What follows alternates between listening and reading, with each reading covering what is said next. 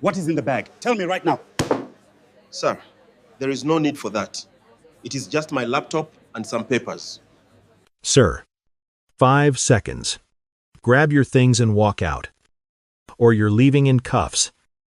The voice cut through the warm, yeasty air of the bakery like a jagged blade.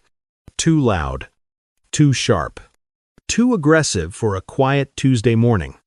The smell of fresh bread and roasted coffee still hung in the air. But every conversation inside Savory Grains Bakery stopped instantly. A young couple near the window froze mid-sip. An elderly man slowly lowered his newspaper. Even the espresso machine seemed to hiss more quietly, as if it sensed the tension. Marcus Thorne did not look up right away. He calmly tapped the save icon on his tablet, closed the leather cover with deliberate care, and rested it beside his coffee. Only then did he lift his eyes to the young police officer standing over his table. The officer's name tag read Kyle Bennett. He couldn't have been more than 24. His uniform was sharply pressed, his jaw tight, his posture rigid. One hand hovered near his holster, not because the situation demanded it, but because his training had taught him dominance first and judgment later. "Officer," Marcus said, his voice deep and steady. "I'm a paying customer. I'm sitting quietly, and I'm not going anywhere." Bennett scoffed, hands away from the bag. He snapped, "Last warning." Marcus slowly placed both palms flat on the table, fingers spread, visible to everyone in the room. "You're recording this?" "Right," Marcus asked calmly, glancing at the security cameras blinking red in the corners of the ceiling. "Good. Then understand something very clearly." He met Bennett's eyes without flinching. "This arrest will end your career." A flicker of disbelief crossed Bennett's face, quickly replaced by irritation. He laughed short, sharp, dismissive. "You think I haven't heard that before," he said. "You have exactly 5 seconds to grab your things and walk out that door." The silence in the bakery became suffocating. No shouting, no sudden movements. Just the quiet hum of cameras capturing every second. Marcus didn't raise his voice. He didn't argue. He didn't stand. "I'm drinking my coffee," he said evenly, "reviewing my business expenses. I haven't disturbed anyone, and I am certainly not leaving." Bennett's jaw tightened. To him, this wasn't a conversation anymore. It was a challenge. And challenges, in his mind, demanded force. What Officer Kyle Bennett didn't know, what he couldn't comprehend in that moment, was that the man he was threatening to drag out of the bakery wasn't loitering. Marcus Thorne wasn't just a customer. He owned this bakery. In fact, he owned every Savory Grains location across the entire tri-state area. And with one bad assumption, on an ordinary Tuesday morning, a rookie cop had just stepped onto a path that would destroy everything he thought his badge protected. Marcus Thorne was not a man who chased conflict. At 55 years old, he had already learned a hard truth about authority when someone was determined to misunderstand you. Raising your voice only gave them permission to escalate. So he stayed still. That discipline didn't come from fear. It came from experience. For over 30 years, Marcus had worked in aerospace engineering, an industry where a single miscalculation could cost lives and billions of dollars. He had negotiated contracts in rooms where people smiled while plotting each other's downfall. He had learned early that the loudest voice in the room was rarely the smartest one. When he retired, he did so quietly. No press releases, no farewell parties, just a decision to come home. He bought the Savory Grains franchise not because he needed the money, he didn't, but because he wanted something tangible, something rooted in the neighborhood that raised him, a place that paid a living wage, a place where people felt welcome instead of watched. Every Tuesday morning, Marcus followed the same routine. He arrived before the rush, sat at the back table near the window, and reviewed the numbers.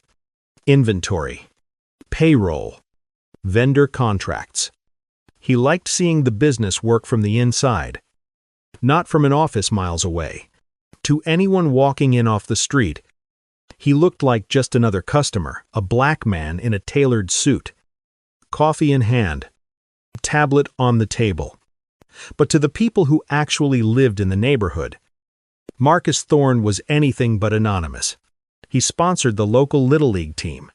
He funded the after-school program 2 blocks over. When the community center roof collapsed, Marcus paid for the repairs without putting his name on a plaque. Yet none of that mattered in that moment, because Officer Kyle Bennett didn't see a business owner. He didn't see a community leader. He didn't see a man reviewing spreadsheets. He saw a stereotype. And once Bennett decided what Marcus was, everything Marcus did only reinforced the story already playing in the officer's head. Still sitting, still not complying, still challenging authority. Marcus understood something Bennett didn't, yet this encounter was no longer about law enforcement. It was about ego and ego. When armed with a badge, had a habit of turning ordinary mornings into irreversible mistakes. As Marcus sat there, calm and motionless, he knew exactly how this would end, not because he was guessing, but because he had seen this movie before. And he knew one thing for certain. The officer standing over him had absolutely no idea who he was dealing with, or how expensive this moment was about to become.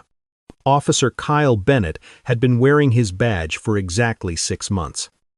6 months of early morning roll calls. 6 months of field training reports. 6 months of being told directly and indirectly that hesitation was weakness. He wasn't from this neighborhood.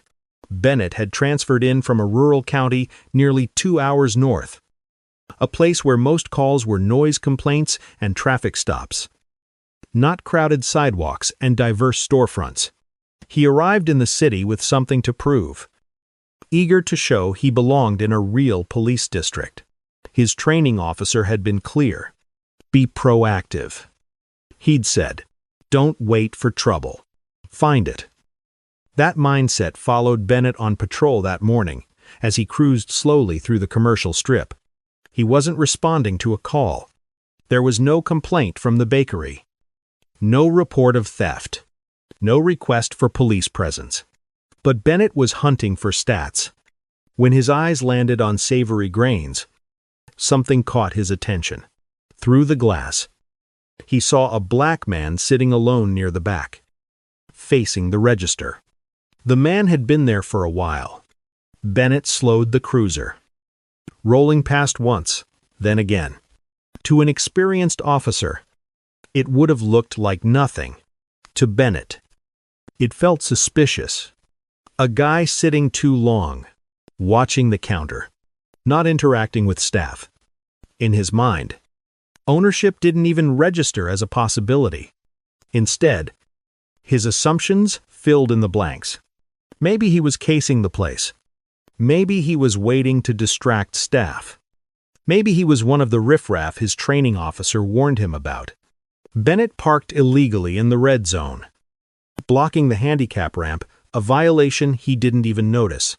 He adjusted his duty belt, checked his reflection in the side mirror, and sat there watching Marcus for a full minute. Marcus typed on his tablet, looked up briefly, took a sip of coffee. To Bennett, that looked like surveillance. That was the moment the decision was made. Not consciously, not logically, but emotionally. Bennett didn't walk into the bakery to ask questions. He walked in to assert control. From the second he stepped through the door, chest puffed and hand hovering near his holster, the outcome was already tilted. Any response from Marcus that didn't match immediate submission would be interpreted as defiance. And in Bennett's rookie mind, defiance justified force. He wasn't enforcing the law. He was enforcing a narrative, one built on fear, bias, and the dangerous belief that a badge gave him the right to be wrong. And as Bennett stood over Marcus Thorne, issuing orders in a bakery that smelled of bread and cinnamon, he had no idea that his need to feel powerful was about to cost him everything he thought that badge represented. "You're loitering." The word came out sharp and dismissive, like a verdict already decided. Officer Bennett stood over Marcus, his shadow stretching across the small round table. His tone carried the confidence of someone who believed the label alone was enough to justify whatever came next. "And the manager wants the tables cleared for paying customers." Bennett continued, "Now get up." Marcus didn't flinch. "I am a paying customer," he replied calmly, gesturing to the ceramic mug still warm between his hands and the half-eaten scone on the plate. "And the manager is currently in the back office handling a vendor delivery I personally scheduled for this morning." That last word personally irritated Bennett more than anything else Marcus had said so far. "Don't get smart with me," Bennett snapped. "I saw you through the window. You've been sitting here for 45 minutes just watching the register." He leaned in slightly, lowering his voice as if sharing insider knowledge. "We've had reports of vagrants harassing staff in this district. You fit the description." Marcus paused, slowly, deliberately. He looked down at his polished Italian loafers, then at the sharp crease in his charcoal suit trousers, then up at the silk tie knotted perfectly at his collar. "Vagrant," Marcus repeated quietly, tasting the word. The couple near the window exchanged an uncomfortable glance. The elderly man folded his newspaper completely now, eyes locked on the scene unfolding a few feet away. "Officer Bennett," Marcus said, his voice still controlled but firmer now, "you are making a serious error in judgment. I'm going to ask you to take a breath, step back, and allow me to show you the identification in my briefcase." That was when Bennett's posture changed, hands away from the bag. He barked, his hand dropping to the retention strap of his service weapon. The sound of the snap echoed in the silence. "You reach for that briefcase, and things are going to get bad for you real quick." The bakery felt smaller suddenly, heavier. Every security camera blinked steadily, capturing Bennett's escalating aggression and Marcus's stillness in equal measure. "I am not a threat," Marcus said, placing both palms flat on the table, fingers spread. "I am not a vagrant, and I am trying to prevent you from making a mistake that will follow you for the rest of your life." Bennett didn't hear the warning. All he heard was resistance. And in his mind, resistance justified escalation. What should have been a simple verification, a glance at an ID, a quiet conversation with the manager had now turned into a standoff driven by ego and assumption. This was the moment the encounter crossed the line. From here on out, there would be no easy exit, no face-saving retreat, only consequences. And Officer Kyle Bennett was walking straight toward them, one bad decision at a time. The door to the back office swung open. Sarah stepped out holding a clipboard and stopped cold. Her eyes moved from the officer's rigid stance to the hand hovering near his weapon, and then to the man seated calmly at the table. "Officer," she said carefully, stepping forward, "is there a problem here?" Bennett turned sharply, one hand raised in a commanding stop. "Stay back." "Ma'am," he snapped, "I'm handling a disturbance. I need you behind the counter for your own safety." Sarah blinked, confused. "Disturbance," she repeated. "That's Mr. Thorne. He's not disturbing anyone." For a brief moment, just a fraction of a second, reality cracked through Bennett's narrative. Then his jaw tightened. "I said, stay back," he barked, his voice rising.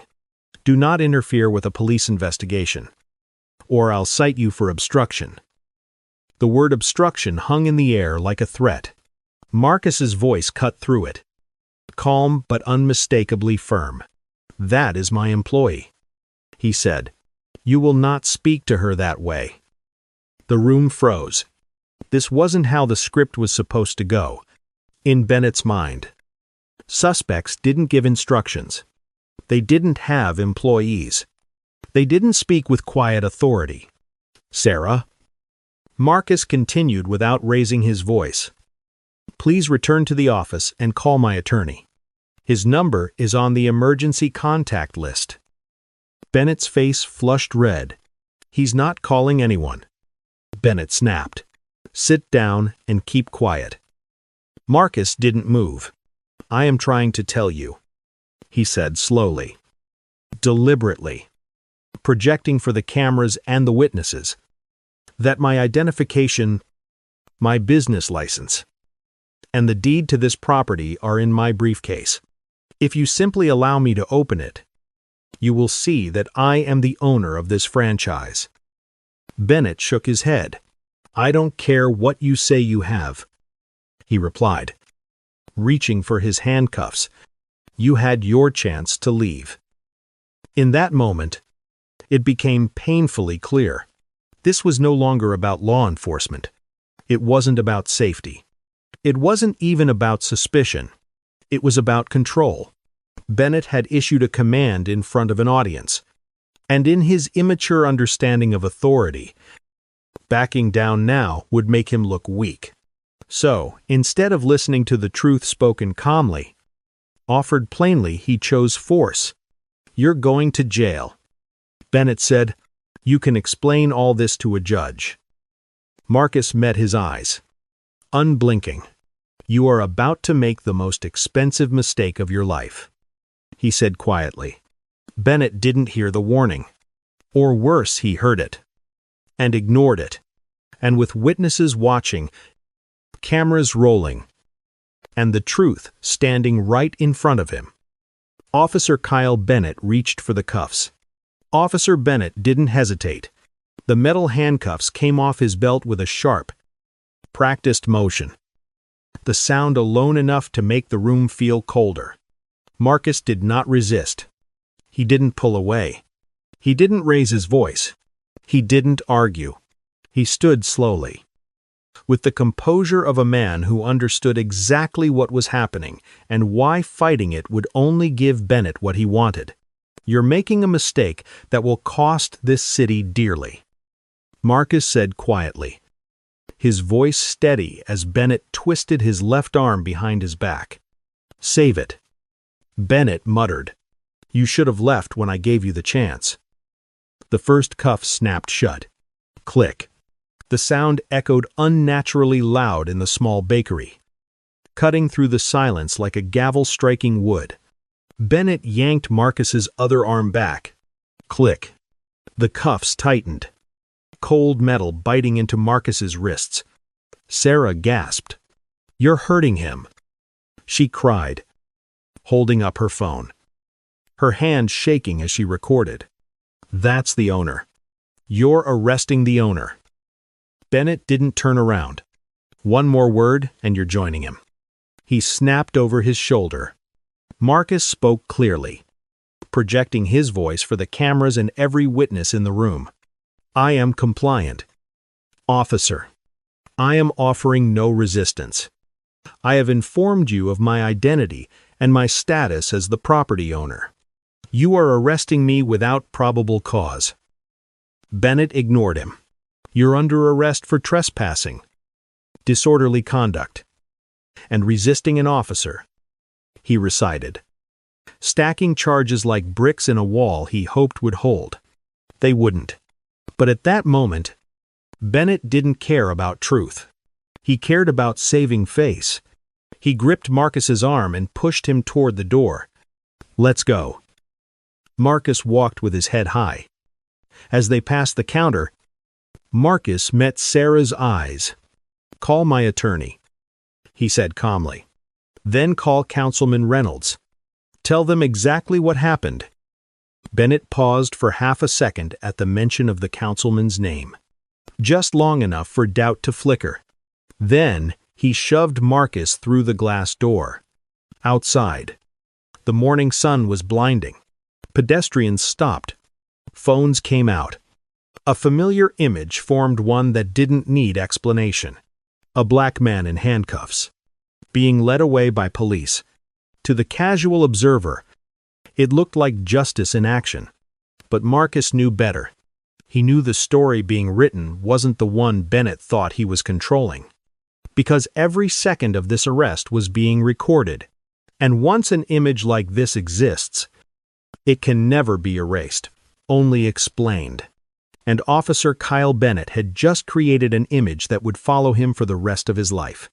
The sidewalk outside the bakery was suddenly crowded. People slowed their steps. Cars rolled past more slowly than necessary.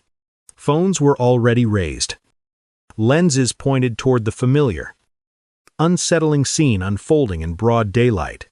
Officer Bennett pushed Marcus toward the patrol car. His grip tight. His movements rougher than they needed to be. "Watch your head," Bennett said, not slowing as he shoved Marcus into the back seat. The hard plastic bench was unforgiving, designed not for comfort, but control. The door slammed shut with a heavy metallic thud, sealing Marcus inside the narrow cage. For a moment, everything went quiet. Marcus closed his eyes, not out of fear, but out of restraint. A slow burn of anger rose in his chest, sharp and controlled, not just for himself, but for the people who didn't have a name the city recognized, for the ones who panicked, for the ones who moved too fast, spoke too loud, or didn't know the right words to say. He thought of how easily this could have gone another way.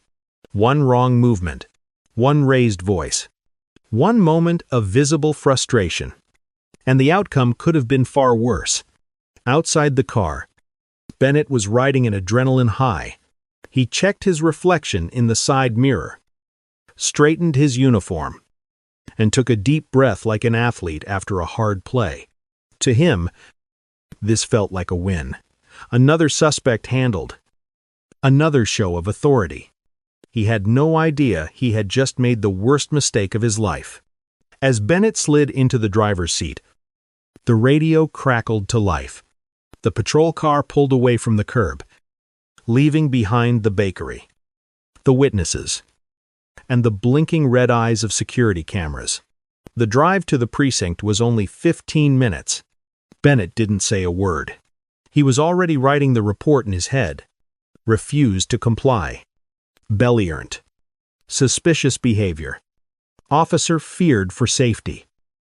A story that sounded official. A story that justified everything. Marcus, on the other hand, was memorizing details. The time on the dashboard clock. The route Bennett chose. The fact that the officer was texting on his personal phone while driving the squad car. He was building his case in real time. When the patrol vehicle turned into the sally port of the 12th precinct, the heavy metal doors rolled down behind them, sealing the car inside concrete walls. The outside world disappeared. And with it, any chance for Officer Kyle Bennett to quietly undo what he had just done. From here on out, everything would be on the record. And Marcus Thorne intended to make sure of it. The patrol car came to a stop inside the sally port.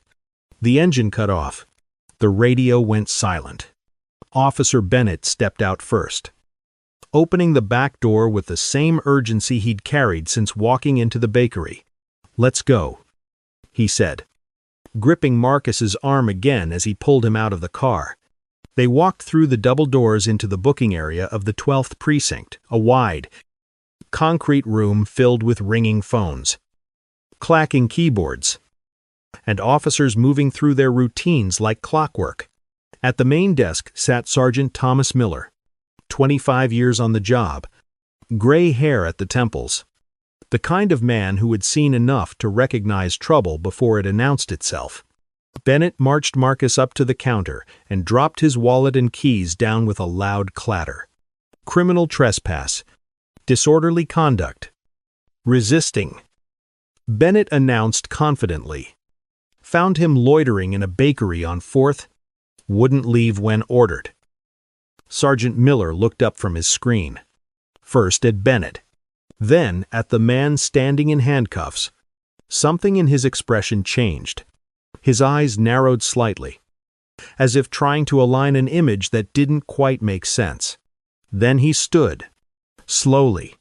"Officer Bennett," Miller said, his voice low and measured. "Why is Mr. Thorne in handcuffs?" Bennett blinked. "Mr. Who?" "This is Marcus Thorne," Miller continued, now fully standing. "Chairman of the Police Athletic League. Donates the turkeys for our Thanksgiving drive. And yes," he paused, letting the weight of the words settle, "he owns Savory Grains, all 12 locations." The room fell silent. Keyboards stopped. Phones went unanswered. Bennett's face drained of color so quickly it looked like he might faint. He refused to identify. Bennett stammered. "Said he owned the place or something." "I offered to show you my business license," Marcus said calmly. "You threatened to shoot me if I reached for my bag." Every head in the room turned. Sergeant Miller didn't raise his voice. He didn't need to. "Uncuff him," he said quietly. Bennett hesitated. "Once the cuffs are on, we have to process." I said, "Take them off," Miller snapped, his voice suddenly filling the room. Bennett's hands shook as he unlocked the cuffs. The metal fell away, leaving angry red marks on Marcus's wrists. Marcus adjusted his jacket and straightened his cuffs like a man resetting his dignity. "Mr. Thorne," Miller said, clearly rattled. "Please come with me. We can talk to the captain. Sort this out." Marcus met his eyes. "We're not sorting anything out quietly," he replied. And in that moment, Officer Kyle Bennett realized something terrifying. This wasn't going away. This wasn't being smoothed over. This was about to become a record. And records have a way of destroying careers. The lieutenant arrived breathless. Lieutenant Henderson, the watch commander, pushed through the doors with his phone still in his hand. He didn't bother hiding the urgency in his voice. "Mr. Thorne," he said quickly, forcing a tight smile. "I just spoke with Councilman Reynolds. There's been a misunderstanding. A very unfortunate misunderstanding." Marcus didn't return the smile. "This was not a misunderstanding," he said evenly. "It was a false arrest." Henderson raised both hands in a placating gesture. "Look, we can make this go away," he said. "We'll drop all charges immediately. No arrest record. No paperwork. You can walk out of here right now. And we'll deal with Officer Bennett internally." The room held its breath. This was the moment the system always hoped for: the quiet reset. The apology. The handshake. The unspoken agreement to pretend nothing happened. Sergeant Miller watched Marcus carefully. "You don't want an arrest record, Mr. Thorne," he said gently. Marcus shook his head. "I want the record," he replied. The lieutenant frowned. "Excuse me, I want you to finish the booking process," Marcus said, his voice calm but unyielding. "I want Officer Bennett to write and sign his statement of probable cause. I want him to put, under penalty of perjury, the exact crime he believes I committed." Bennett swallowed hard. "I want a booking number," Marcus continued. "I want fingerprints, a mugshot. I want this incident preserved exactly as it happened." Henderson stared at him. "Why would you want that?" Marcus met his eyes. "Because without a paper trail, this is a misunderstanding," he said. "With a paper trail, it's evidence." The word hung in the air like a gavel strike. "This isn't necessary," Henderson said, his voice tightening. "We can resolve this internally." "No," Marcus replied. "Internal resolution protects the department. The record protects the truth." Bennett looked like he was about to be sick. He finally understood. He hadn't arrested just another citizen. He had arrested a man who knew the law and knew how to use it. "Process me," Marcus said simply. There was no argument left. For the next hour, the 12th Precinct did the unthinkable. They booked one of their biggest supporters, and with every fingerprint taken, every form signed, Officer Kyle Bennett's career moved one step closer to its end. Marcus Thorne was released on his own recognizance 2 hours later. No apology ceremony. No press conference inside the precinct. Just a quiet walk down a fluorescent-lit hallway, past officers who suddenly couldn't meet his eyes. When the front doors of the 12th Precinct opened, the noise hit him all at once. Cameras, microphones, shouted questions. Sarah had done more than call an attorney. She had sent the video. By the time Marcus stepped outside, a small crowd of reporters was already gathered on the sidewalk. News vans lined the curb. Red and blue lights flashed not from patrol cars, but from cameras ready to broadcast. "Mr. Thorne, is it true you were arrested in your own bakery? Do you believe this was racial profiling?" Marcus paused. He didn't rush. He didn't hide. He adjusted his jacket, looked directly into the cameras, and spoke calmly. "I was arrested today," he said, "because an officer could not imagine a world where a man who looks like me could own a business like that." By that evening, the footage was everywhere. The video from inside the bakery played on loop across national news networks. Viewers watched the contrast unfold frame by frame. A calm, well-dressed black man sitting quietly at a table. A young, aggressive officer escalating without cause. No shouting, no threats, no resistance. Just assumption followed by force. The headline was devastating. Bakery owner arrested for trespassing in his own store. Social media did the rest. Millions of views overnight. Thousands of comments dissecting every second. Former officers, civil rights attorneys, and community leaders weighed in. And buried beneath the outrage was a quieter realization spreading just as fast. This didn't happen because Marcus Thorne did something wrong. It happened because one officer believed authority mattered more than truth. And now that belief was being examined by the entire country.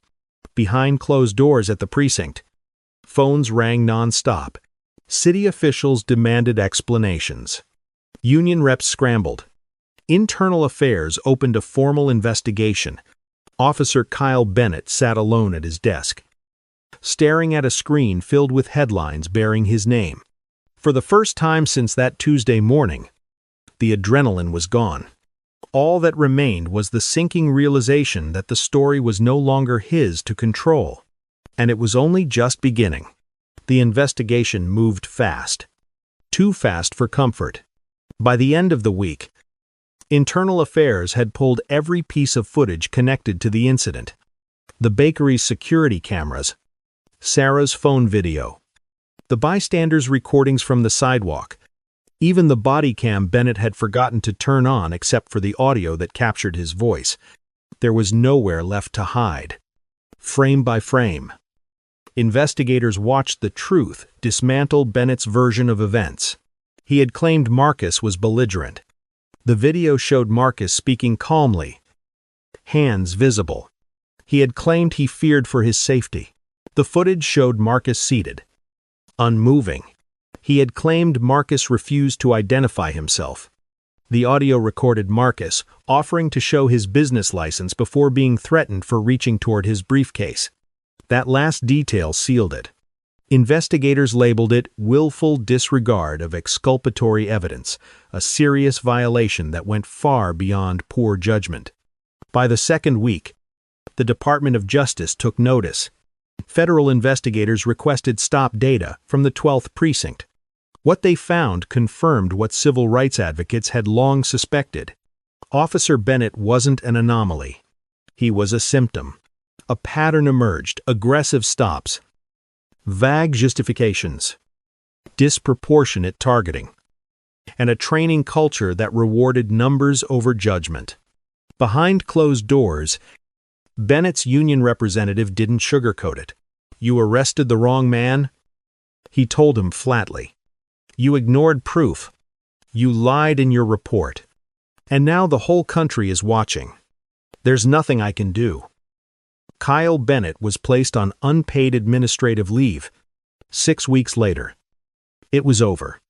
He was terminated for cause. No quiet resignation. No lateral transfer. No second chance. At 24 years old, his law enforcement career ended before it ever truly began. The final internal report was blunt.